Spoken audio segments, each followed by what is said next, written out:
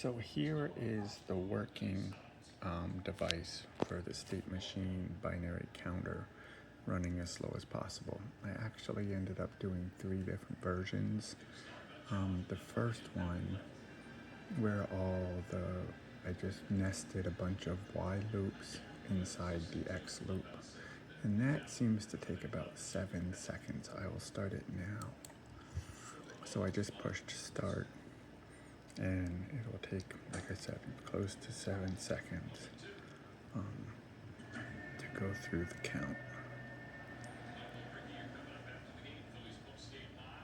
And then I realized that instead of doing so many while loops, if I put a no-op inside the while loops, it would probably take longer. And then I actually experimented with that and found out that nesting no-ops inside one while loop seemed to actually be better. So I'll stop this program now and start that one. And that one seems to take a little over 10 seconds. So there, I just started it.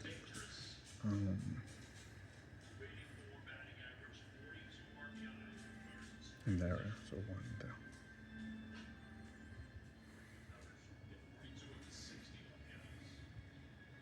And then I had this great idea that actually, I think I started the same program that time. I did. Let me restart this. I didn't think that seemed to take long enough.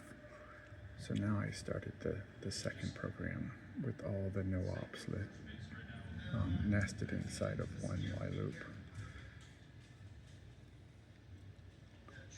You can see it takes considerably longer to go through the count.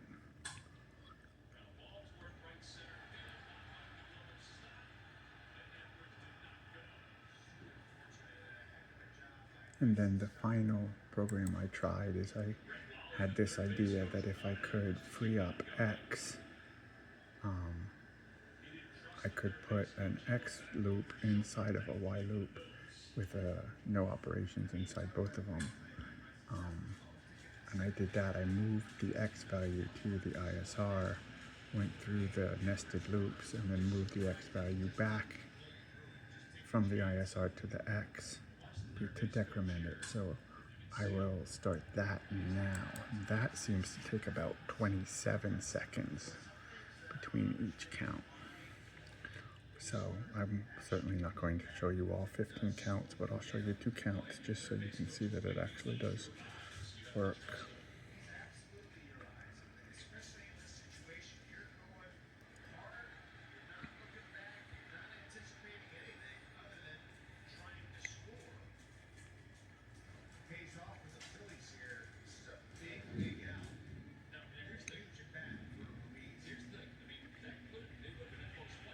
There's one.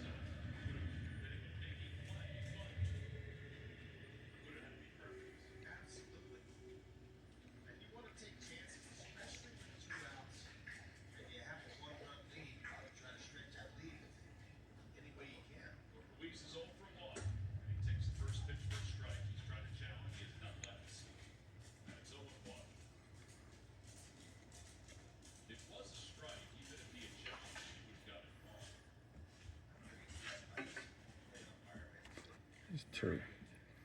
So here's the code for the 3 different ways I tried to do the binary counter using the shift registry to make it go as slow as possible. This was my first attempt where I basically just set X,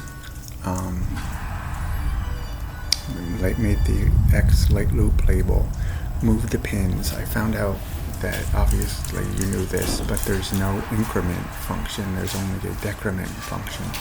So in order to get it to count up, you have to invert the X when you're moving it to the pins. So that's this. And then I set Y through a full 32-bit, basically binary 31, and did a bunch of, did a loop going through those 31, and then just repeatedly did that until I ran out of lines, which gave me 14 loops, and then I had one left over, which I put the no-op and then decremented X and started over again. That's the one that took about 7 seconds. And then this next code here is the one where I decided to try just one while loop with all the no-ops I could fit inside, and that's the one that took considerably longer, like 10 or 11 seconds between each count. And then this final code is the one that took about 27 seconds, where basically I set X, set an X count label, moved X to the pins inverted so that it displayed and counted up, and then I moved X to the ISR. And then here I set Y with a full 31 number, started the Y loop. I set X to a full 31 number, made my label for the X loop, put a no-op inside of the jump to decrement the X back to here, put another no-op inside the Y that would decrement, used to decrement when the Y jumps back. And then after it got through all those nested loops, I moved X back into X. I moved the value for the count from the ISR back into X, decremented it, went back up here to X count, moved it, the new number to the pins, moved that new number to ISR, and did the whole thing again. And this seems to be really the most flexible. One, it uses the least number of codes, so it gives you more lines to do something else if you just needed something to delay. And it also, you could really, I think, if you just chose different numbers here, control the length of time that you delayed it. And if you wanted to make it longer, certainly more nested loops, you could make it a long time, or by bringing these numbers shorter, you could make it shorter. So it was a great assignment. I learned a lot, figured out a lot. I guess that's it.